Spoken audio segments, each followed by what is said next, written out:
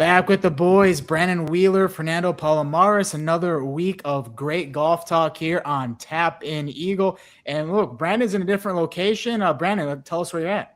I am. I'm at Ed's Tavern in lovely Parrish, Florida, and they're lucky enough to give us a little simulator room. It's an awesome bar, awesome venue, and yeah, we got 17 at TPC Sawgrass right behind us. Can't really see from this, but it's an awesome place. And Fernando, you're in Ciudad de Mexico as well. Yeah, man. First of all, Brandon, that's amazing, man. Like 17 hole. It's a beast. Like it's just a short hole and it's still so hard. Well, I haven't played it, but it just looks on TV with the pressure of the tournament. And yes, man, we're here in Mexico City because my boy Jose Herrera just won the first Mexican National Adaptive Open, and I was honored to be part of his team. Like he said, like man, you want to caddy for me, and I even came for the practice round, and he played great the whole 3 days.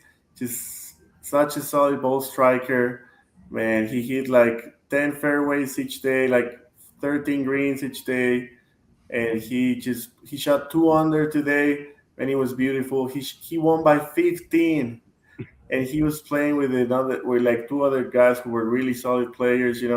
Like these adaptive golfers, they're really good players. Like they can hit on their par as we saw today with my friend Osel. So very happy to be part of that and witness that. We're all winners this weekend. Exactly. Talking about the big winner, though, Akshay Bhatia wins Arnold Palmer, and it was a great playoff between him and Daniel Berger. Daniel Berger had a 5-shot lead on the back nine, and Bhatia just comes, and his ball striking, he even said, was fire. That's what he said after the round. Yeah, that's he played lights out. I mean, especially down that stretch. That's what I love about the PGA Tour and pro golf is we got 2 weeks in a row where you thought there was an automatic winner going up the final stretch, then all of a sudden the tides turned and saw some awesome golf. Yeah, I mean, actually, like, have you seen his swing change? Like recently, like it looks so much more like on plane both times. Like before, he used to take it all the way back out, like outside and way up, and now it's like more like neutral, and it's just so good, man. And his broomstick putter works really well. I mean, I think I need to get one of those, man. You just keep seeing these players roll it in with that, and yeah, and him saying was fire reminded me of AK saying on an interview that his first years on league he was playing straight trash. Love it. Well, the crazy thing about Akshay, though, is all three of his wins have come in playoffs and on the first hole of the playoff. What is it about Akshay that you see that he's got that killer mentality when it comes to getting the playoff done on that first hole? Man, what I saw right away was he was so free. It seemed like it was a man gunning for it. It was a guy that didn't have any of the pressure in his head. He was out there just hitting the shots that he needed to. Like we talked about last week, or play like a kid type reference where he just is out there. It almost seems like he doesn't know the moment, and he just plays so free and good. Yeah, I think playoffs are a different beast. It's like match play, and as we said, you just gotta beat one other guy. So it's very easy to do, especially if you have a playoff on 17 on the TPC Sawgrass. Like if he hits it in the water, it's yours. If you hit it on the green, basically. So maybe Brandon, if you're there, maybe you can recreate a shot from the playoff from Sergio Garcia, maybe, or Ricky Fowler, one of those like playoffs where Yeah, they hit that shot with the pin on the right or the pin whatever. it's on the right. Yeah, I could definitely break that through. Hopefully, my microphone catches me. But yeah, so I mean, they're typically playing it from 130 to 140. That wind is always gusting in their face. It's definitely adding an extra 1 to 2 clubs. From what I've been told, that it just the green itself looks like it looks non-existent. It looks so small. So it adds to the pressure of that. And yeah, I guess I'll go ahead and hopefully this catches. So Oh, brilliant. Uh, Everybody in anticipation. Dun, dun, dun, dun, dun, dun, dun, dun, dun, dun, dun, dun, dun. So we've Oh yeah. got. I do not have my clubs with me, but I have an old school little 9-iron. It's playing 132, and the pin is in the back right. So we'll just hit a little baby 9-iron. There you go. Are you trying to hit a fade? Yeah, I'm trying to hit a little bit of a cut because I know in real life you want to hit the middle of the green, and then there's a little bit of that tier. It goes down like this. So if you hit a little bit of a cut on that tier, it trickles back towards the hole. Oh yeah, you're right.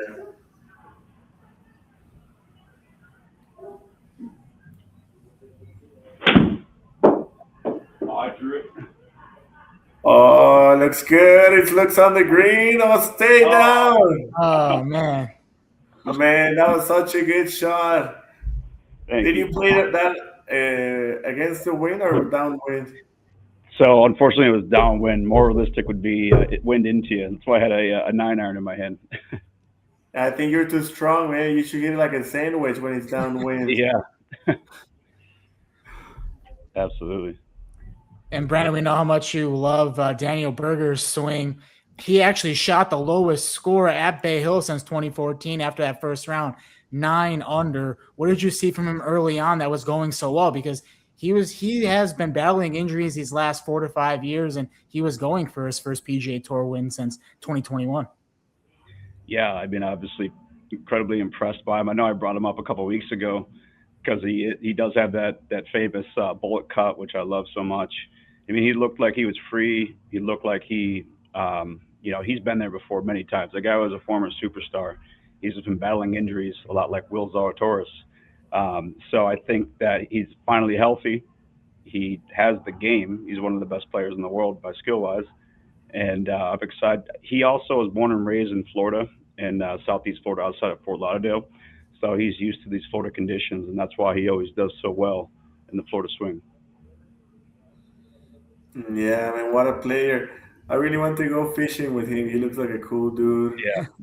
And I mean, if you shoot 61 in Bay Hill, you must have to be straight vibing, man. You just have to be enjoying life, being in the flow, and just hitting great shot after great shot.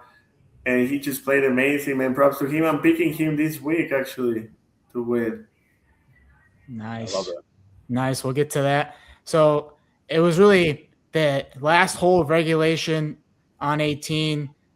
Berger was short on his tee shot, and then Akshay had an amazing approach, and where it almost went out of bounds. He got the lucky bounce, so let's watch that, and then you guys can. It is the low one, peeling it up the right side, needs a kick. He's not going to get it, just hangs up in the rough.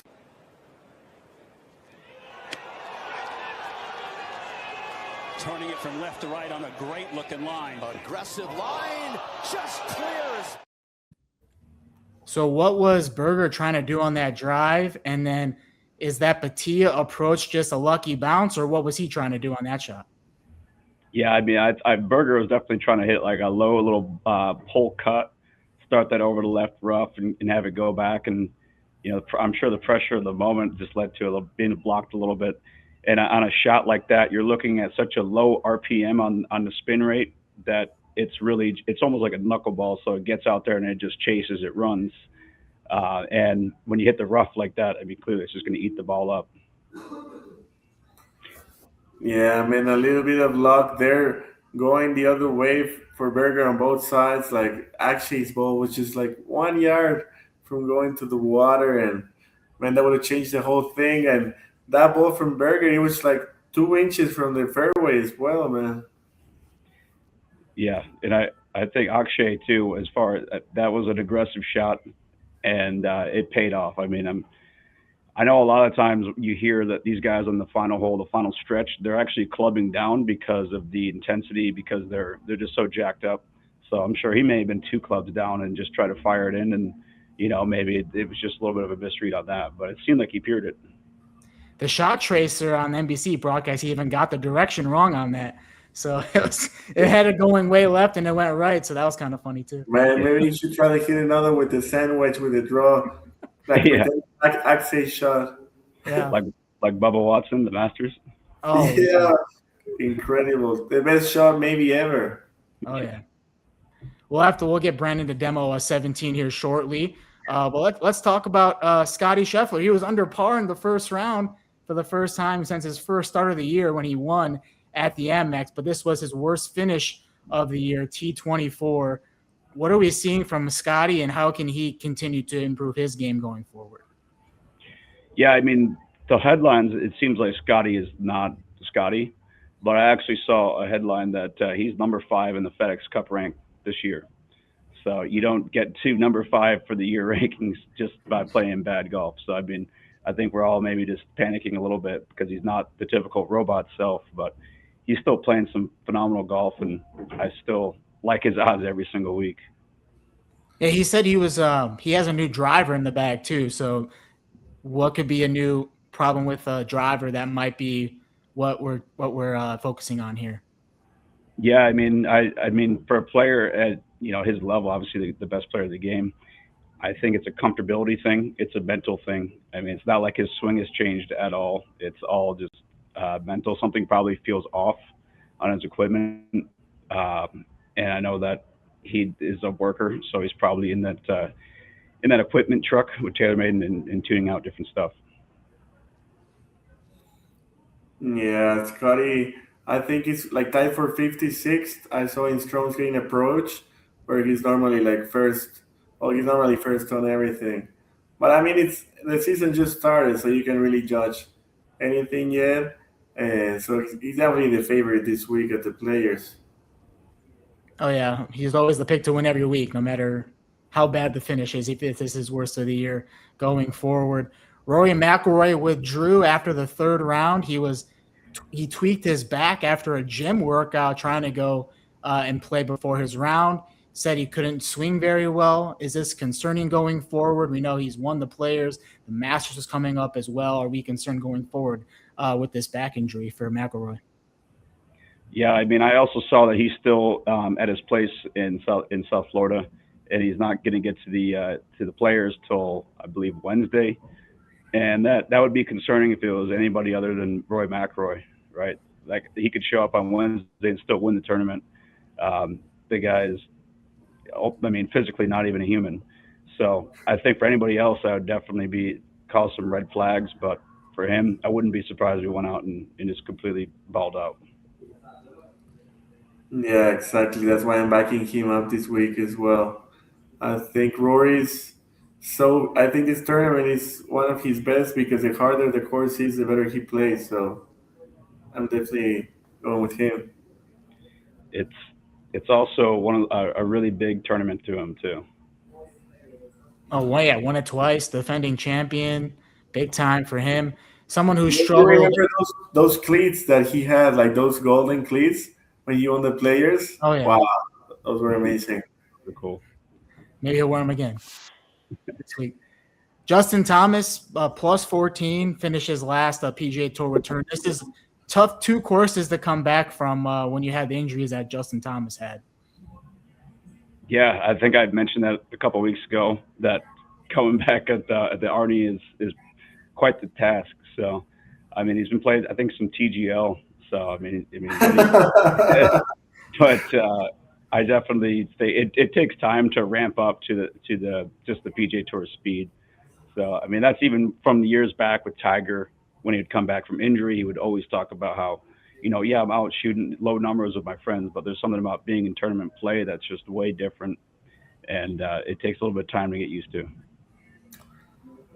Yeah, I mean, I think I shot worse in my last tournament, so I'm gonna make fun of him. But yeah, obviously he's gonna flip it around. But it's cool to see that even these guys have some of these days. We talked about all the young guns who have won the Puerto Rico Open. That was the case this week. 24-year-old Ricky Castillo, first win on tour for him.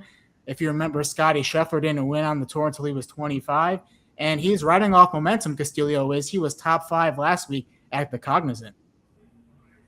Yeah, that's incredible. I know that Fernando he was definitely more tuned into the Puerto Rico Open than myself. But I mean, it's a real legitimate tournament. There's always guys that come out that win it, that have become stars. And shout out to John Daly. third Yeah. didn't play out. But yeah, that's awesome. He got some status from that, some exemptions, and he'll be out there week in and week out now. Yeah, man, and even his last name is Castillo. Like, I don't know if he has any Latin origin, but it's cool to hear. I saw a preview that they did with him on the Q School, the last stage in Q School. I think he was in TPC Sawgrass or one of those courses, the PTI course, and I think he practices in TPC Sawgrass. So I don't know, maybe he's probably a good pick this week at the Players. And he was talking about how even though he had full status, like for next year, well, maybe like some status, he wanted to get better status. So he really didn't have a lot of pressure, and you could see that he was confident that he didn't really need to play well that week, and he just won. Yep. John Daly II was balling out. He had one round or over par, and that was +2 on the final day. He was tied for the lead at one point in this thing as an amateur making his PGA Tour debut out there. Yeah, just like Dad. I mean, do you see the interview where he talked about? They asked him what he was going to do the rest of the day. He was like, "Well, I'm just going to go to the beach and hang out." Yeah. Us too, John Daly. Us too. Hey, I think I talked about last week how, in Naples, Florida, he was a teenager, maybe 15 years old, and I heard about it. It was either 62 or 65, and I'm like, it's not. He's not riding his daddy's name. He's a real player, and obviously he showed that. Well, I mean, we had high hopes for him, but he was leading at some point. It looked like he was going to win. I mean, he kind of fell off maybe at the end, but he's definitely going to be a player who's going to be a major contender like his dad. Like, his dad is the most interesting character maybe ever in golf. And actually, I just respect him way more this week because in the Adaptive Open, I met Mauricio, and he won the second category of the tournament, first place, and he plays on top of a golf cart. He takes the roof off the golf cart, and then he sits on the driver's seat, and he puts the golf cart looking away from the hole, and he uses just his left hand.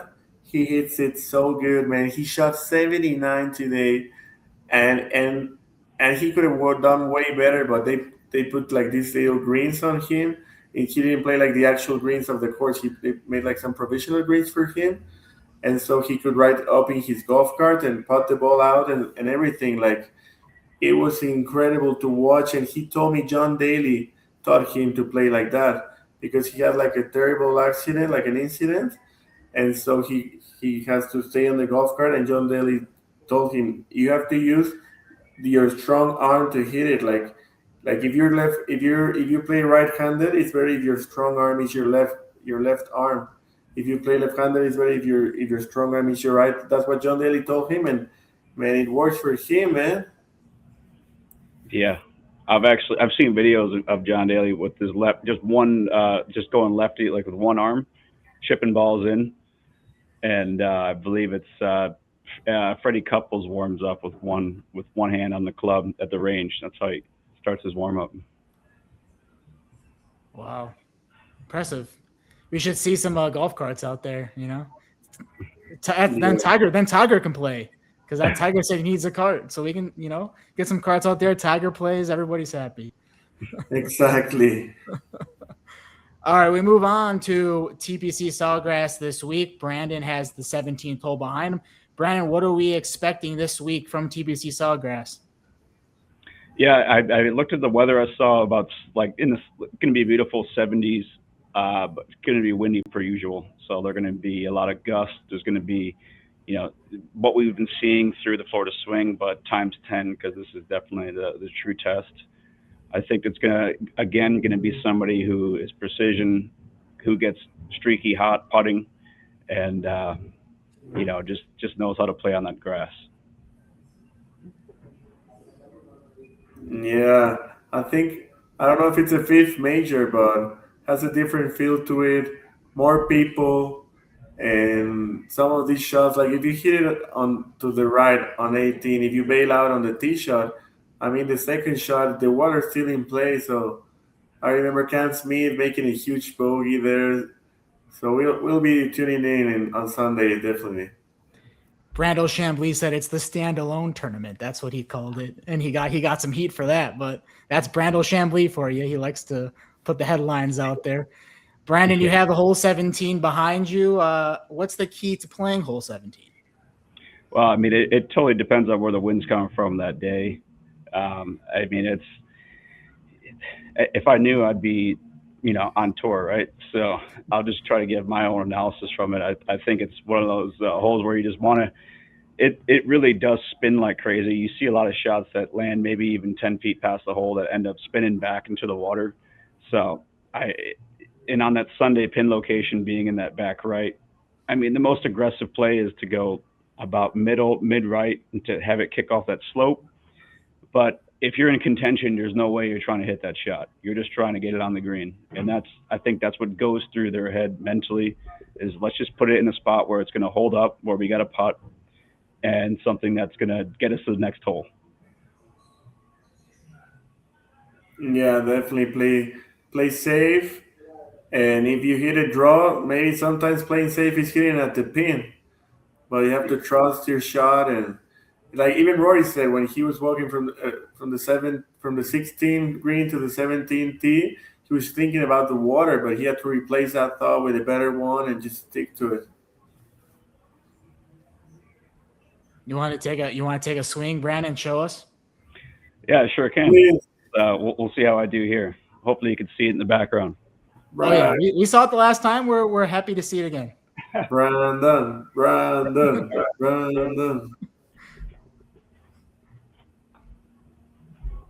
So the way I got it set up is like I think 135 yards. It's downwind on the simulator. Normally it's in your face. I don't have my clubs with me, so I just have like a little 9-iron. So for me, on a simulator, way different, but I'm going to try to hit a high cut. We'll see if we can do that. Let's go.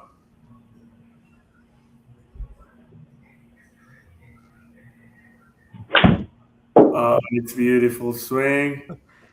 Oh, it's going right at it. Oh, yeah. There it is. Hey. Wow. Who said this game is hard, huh? Who said it's hard? As Kevin Kisner likes to say, this ain't no hobby. This ain't no hobby, man. That's a professional golfer right there, man. Nothing to this game. Nothing to it. It was just straight at the flag. Like, it didn't curve that much. I mean, I tried to play a cut, so I guess it wasn't that great. But, yeah. Whoa. The wind on the simulator is going left, so I guess that helped it up. Exactly. That's why it didn't go left, because he had that cut spin. Yeah. Somebody who's watching 17 this weekend, he mentioned it in his press conference. He hasn't played this hole well when he's played there. He hasn't played there since 2022. Brooks Koepka in the field. And what would be the mindset with Brooks? Because he's since he's not playing these signature events, he has a week off in between. Is it harder as a golfer when you're not playing as consistently to come in and play the tough tournaments like this? Because he's coming off a top 10 in his last time out. Yeah, for sure. I mean, I would think that it's definitely hard, but like you said, he's coming off that momentum of a top 10. I'm sure he's probably been there for a little while, just practicing, trying to get a feel of the course. And he knew this going into getting the reinstatement that he'd be, have this schedule. So I'm sure he's mentally prepared himself for this. He's probably, in my opinion, the toughest mental guy in the game. So the trajectory is going up. That coming off that top 10, and I expect him to come out lights blazing. Yes, Brooks is ready to win this. I think everybody wants this to happen. Like Tiger said it, like he can come back if he wants to win. If he's going to win big tournaments, he's very welcome. So that's what Brooks is going to do this week. I think, he'll be on Sunday right there. He's going to be in contention and hopefully get a win. Another player who's playing really well is Collin Morikawa. He's the third best betting favorite behind Scottie, Scheffler, and McIlroy. Morikawa had a top 10 last week. He won Pebble Beach. How do we see Collin Morikawa faring this out? Because last year we saw Rory win at Pebble Beach and win at the Players. Could he mirror what Rory did and win both of those this year, Morikawa? I mean, absolutely. The guy's got so much game. I could tell that he's made some changes in his game because coming off a bad last year, or poor for his, standards. And I also did hear that I believe his mental coach or his swing coach was talking about trying to get him back to the whole playing like a kid, like I had talked about, and it's freed him up. And you could tell he's on his game. I picked him as one of my guys last week, and it's going to be a big year for him. Yeah, great pick, Brandon. You were not surprised by that, and man, we love Morikawa. He looks like a happy guy. Like he smile. Like if you see his lips, it just looks like the Joker. Like he's always smiling without smiling. You know. We are so blessed that these two want to give out their picks every week. Fernando's favorites. Here we go. He's ready for Daniel Berger to bounce back quickly and win. Ricky Fowler had a top 10 last week. So he's got Daniel Berger, Ricky Fowler to win, and then McIlroy continuing his success there, TPC Sawgrass, and getting a top 10. Fernando, what went into these picks for you? Man, Daniel Berger made such a great putt on that last hole. Like we've seen Tiger made that so many times, and Rory, and now it was his turn, and he made it. So I think that gave him a lot of confidence. So that's why I'm picking him this week. Ricky, obviously, you've been picking him, and you were right. Like he played really well last week, and I've been trying not to pick Rory because it's a very easy pick, but I think he fits really well with this course. Brandon's picks, Ludwig Oberg, he played well last week after missing a bunch of cuts early on in the year, had a top 10 last week. And Sepp Straka, who's also a great player, he has had a good couple wins on tour as well and a great Ryder Cup player. Yeah, I mean, Ludwig, he's already a superstar, but I think he hasn't really hit the peak of what we expect him to be. I mean, the guy's got the sweetest swing in the game. His demeanor is so calm, cool, and collected. I really do see him winning a big tournament this year, and I think this one is going to be it. And we go to Sepp Straka. Again, he's a big-time player. He's won in Florida before, and he's another guy that's just, I love my Georgia Bulldog players. He's definitely a dog out there for sure. Go Dogs. Go Dogs. Before we let you head out, Brandon, for anybody watching, because our last episode was our highest viewed episode so far. So we appreciate everyone for tuning in. But I'm not surprised because Brandon was there. Yeah, exactly. No, come on now. Exactly. So we have to let Brandon, talk about his businesses and partnerships again for anybody new tuning in or anybody who wants to hear again and know where to follow his businesses at. Yeah, absolutely. Thank you guys again. Always a pleasure being on. Well, first of all, shout out to Ed's Tavern, Parrish, Florida. We're in the Lakewood Ranch, so in between like Tampa, St. Pete, Sarasota. A lot of big golfers around here, so it's an awesome place. They were generous enough to let me come out here today and use their space, and we're excited for it. Avoda, who is their irons, ones that Bryson DeChambeau and Jason Day use. They're new on the scene, but they're really making a big splash. Haven, phenomenal company. That's what the shirt's from. And the 19th Wheel, which is my own personal company. We're a mobile golf simulator company in Florida. We're expanding to different states, but we do private parties, corporate events, country clubs, and work with some different venues. And you could always give me a follow on bwheeler1723. Post a lot of golf content. And always happy to talk to any golf fans out there and just talk about the game. Wow, amazing. I love the clothes. I was looking at it online. So many different options, cool names. So congratulations, man. Thank you, guys. All right. Now I want to try the irons. One day I'll try the iron. I'll go down there and check it out. Yeah. Yes, I'd love to have you. But you got to give me some strokes. No way. I think you're a better player than me. Awesome. All right, guys. I'll talk to you next week. All right, we'll see you next week, Brandon. Appreciate you. Thanks. Thank you, Bye. man. How about that, Fernando? Brandon, he brings it every time. Man, such a good player and off the course as well. What a great guy. Like, I'm so happy you have introduced me to him, and I'm glad you have that friendship, and good to see the tavern. Like, taverns in Mexico look a little bit different. Yeah, in America, we make a big deal. We love as much noise and as much entertainment as there can be in one space. That's what we do. I love it, man. Imagine like having like your birthday party and suddenly there's a mobile golf simulator right there. That's beautiful. Hey, that's Brandon's world. And how about that shot on 17 on the simulator? Wow. Oh, great. I think he had to hit like a half shot. Like, I don't know how they control the distance. You know, that's all. In golf, distance control is everything. And he has it. So I'm very happy for him. You know who has some distance control? Jon Rahm, who won LIV Golf Hong Kong.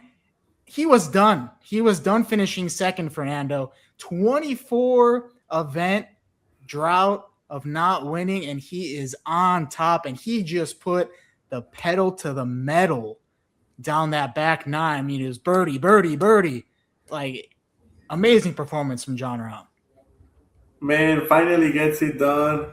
He had like almost 30 tournaments without winning, which for a normal person that feels to him like 200 tournaments without winning. He had 4 straight runner-ups. I mean, it was bound to happen, and that's resilience right there. Like, he lost to AK.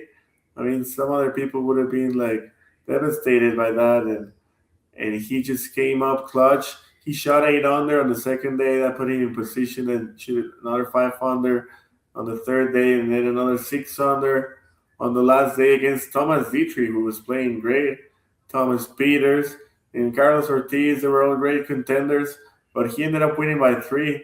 So he just ran away with it at the end, just making birdie after birdie. He, like you said, his distance control is so good. Like, did you see his second shots on the par 5? He had like these long irons into them, and he hit it flag high all the time.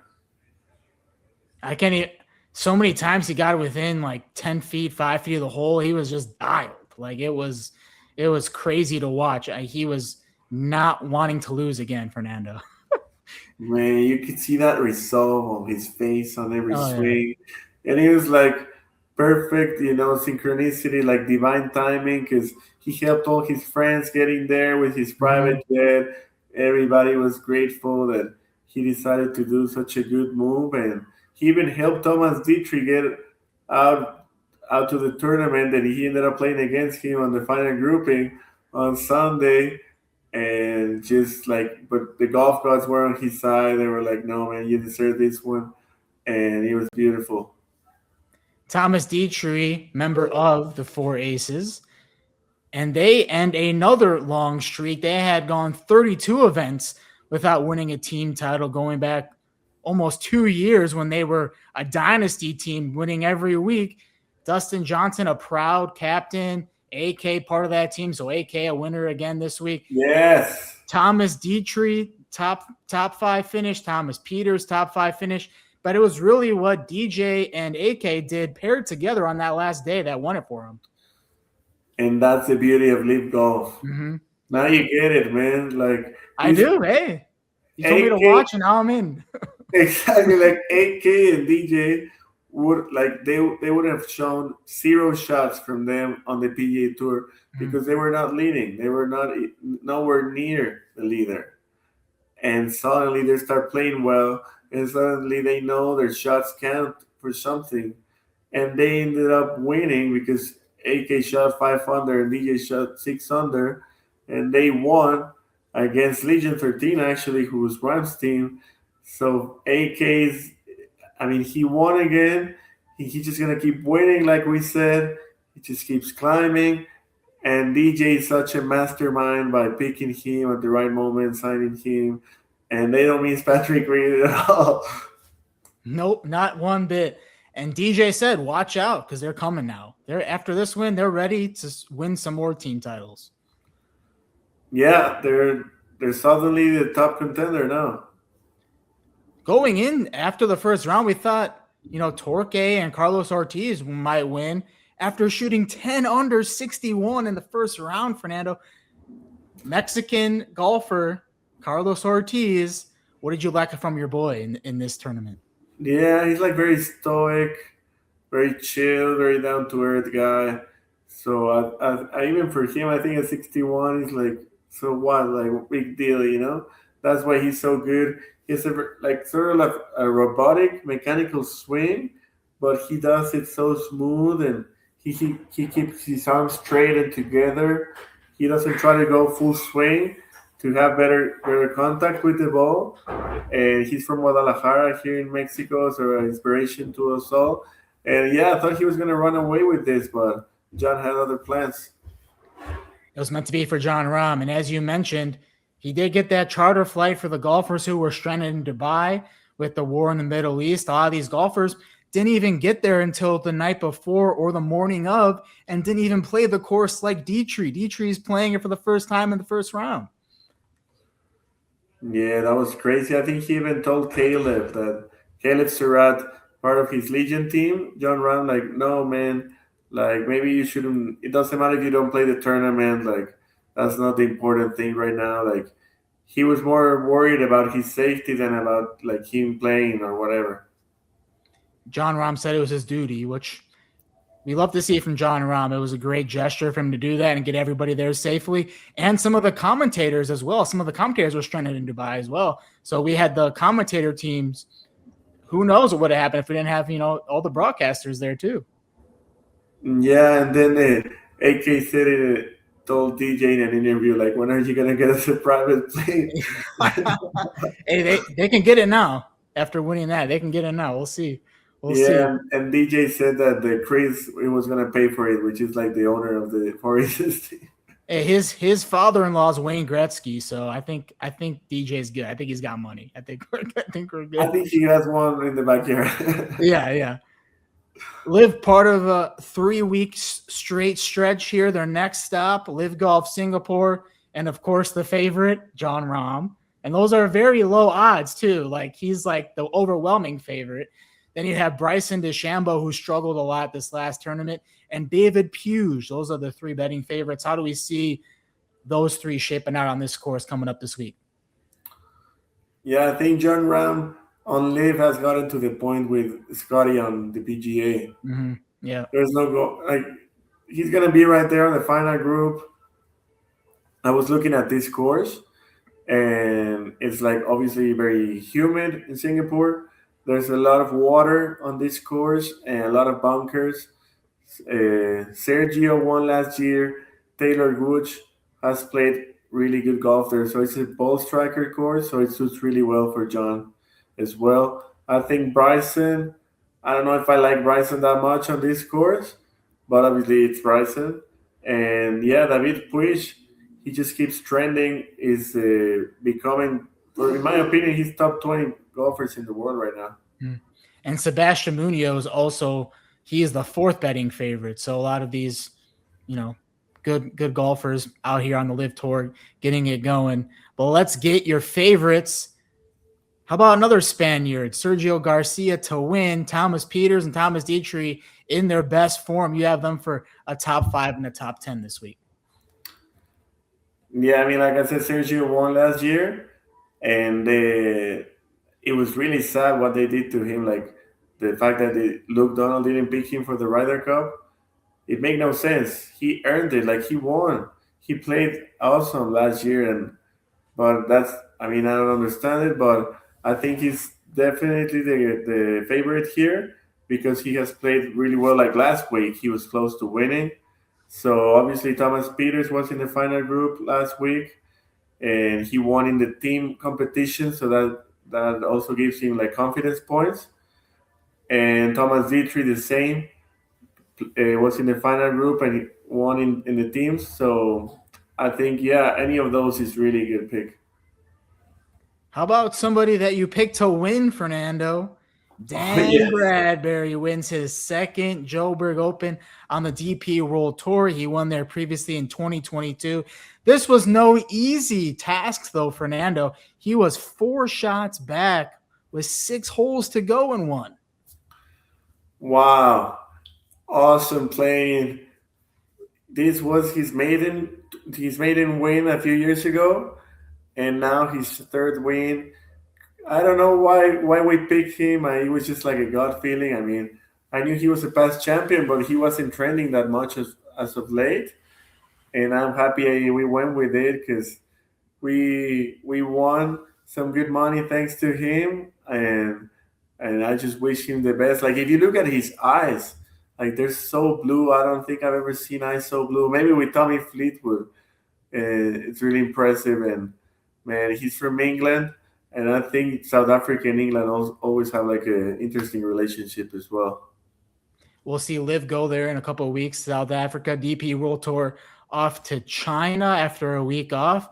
How about the second place finishes, though? You had Casey Jarvis, who was going for his 3rd straight win. The only other 2 golfers to do that were Cernic Faldo and Seve Ballesteros. I mean, that would have been great company for Casey Jarvis. And he's on a heater, too, just like Jon Rahm and Scottie Scheffler, almost winning every week.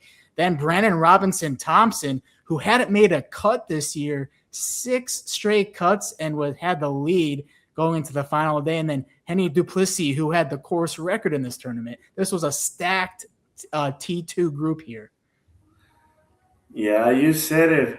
Casey was actually leading at some point on the final day. Yeah. I was like, no way. And he's got that spider putter too. Man, it was so impressive. And Henny just keeps coming strong. Like, we picked him as well last week. So we're trending. We're trending. Yeah. Definitely listen to Fernando for his picks. We were talking about how long it's taken a lot of these players to win. That somebody who's part of that group, Zach Johnson, who at the young age of 50 in his first Champions Tour event wins the Hall of Fame invite in Florida. 3,884 days since the last win for Zach Johnson, and he shows he can still win out there. Yeah, I think it was his first tournament on the Champions Tour. Very first, yep. I don't know what's going on with this tour. Like, every time somebody new pops in, they win. Like Steve Stricker, Phil Mickelson, and there's another guy who won the Q School recently and won. It's a lefty. Do you remember his name? Richard. He plays in the Champions Tour currently. Oh, okay. Well, I'm gonna look it up, but he has the best swing on tour, and he also won like his first event there. So many first-time winners on the first try. It's crazy. You're never too old. You can still win at any age in golf, Fernando. Yeah, exactly. Like, you can meet people at 90 and they're still playing. That's why we love the game. You were excited to talk about this, so I'll let you talk about this, Fernando. How about on the Epson Tour? Give us this excitement for the Epson. Yeah, Tour. first time we covered the Epson Tour. Oh yeah. Here, so we want to congratulate Isabela Fierro, who is a Mexican professional golfer.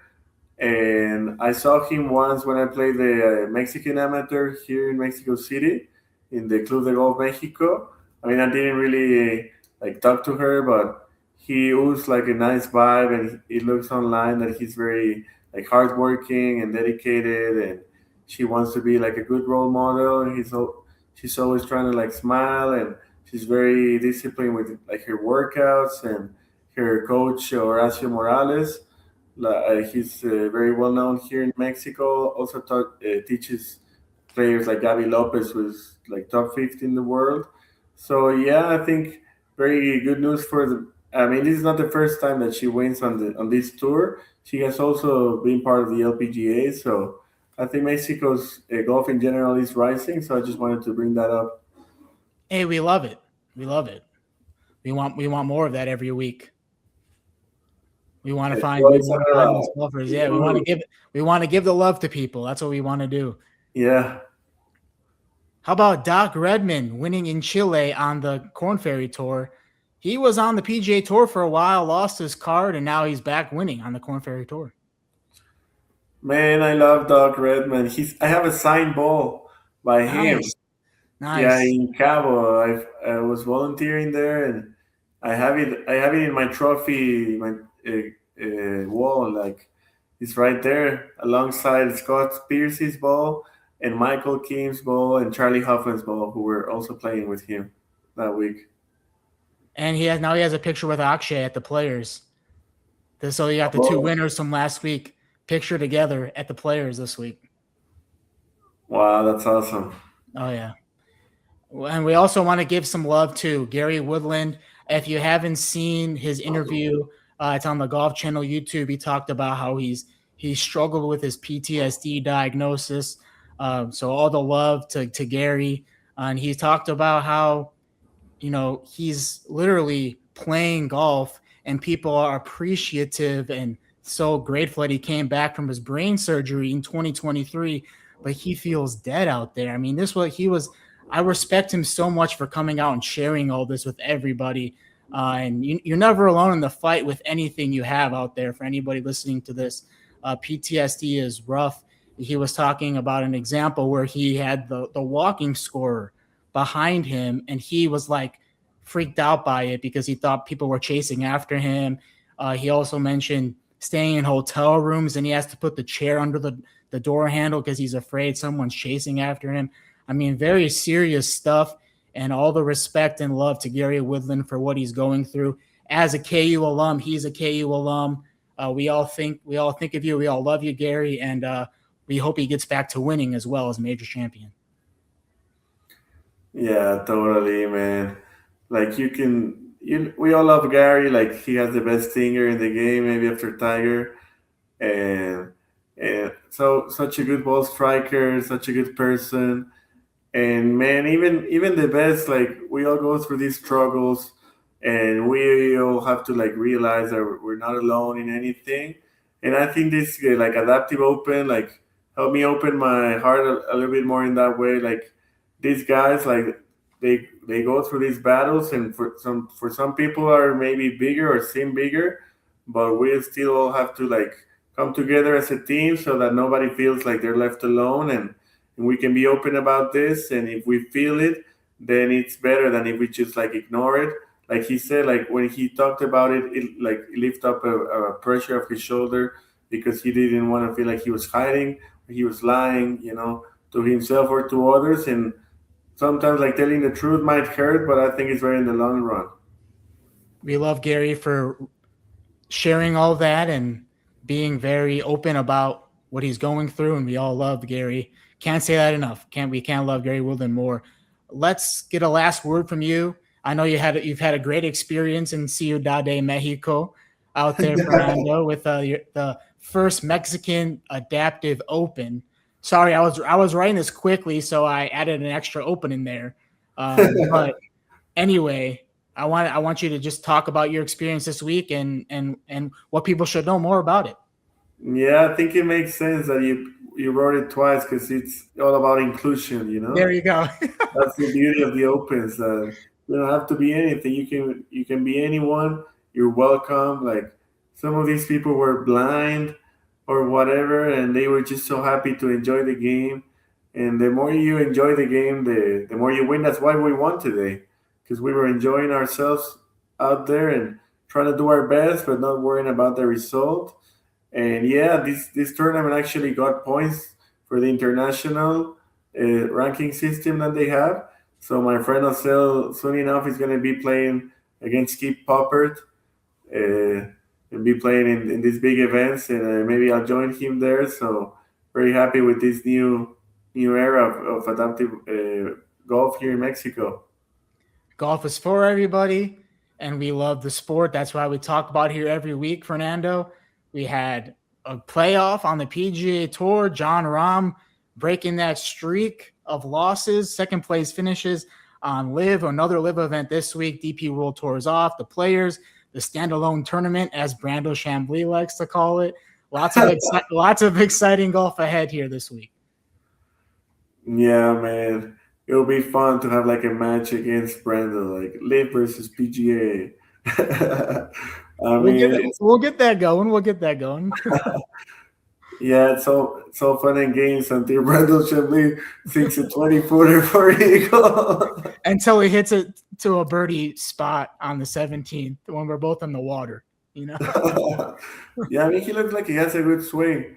But yeah, I mean, who knows like what's really on his mind. You have to be stoic. You have to be mentally tough in the game of golf. Can't let one swing dictate the rest of how your round goes.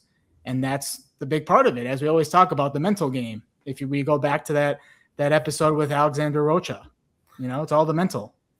Yeah, that's what my friend Osel said about his round today. I mean, he shot one even par on the front 9 and 2 under on the back 9. And he said he didn't felt like he did like any temper tantrums all day. So it's all about attitude. We'll see who wins this week. We'll put our picks as always below in the comments. Make sure that you go down there and we'll interact with you. We love interacting with all the viewers every week who tune in, and we appreciate your viewership. And everybody who's seeing this for the first time as well, make sure you like and subscribe to the channel, and we'll be back here every week and next Wednesday. See you next Wednesday, everybody. Thanks for tuning in.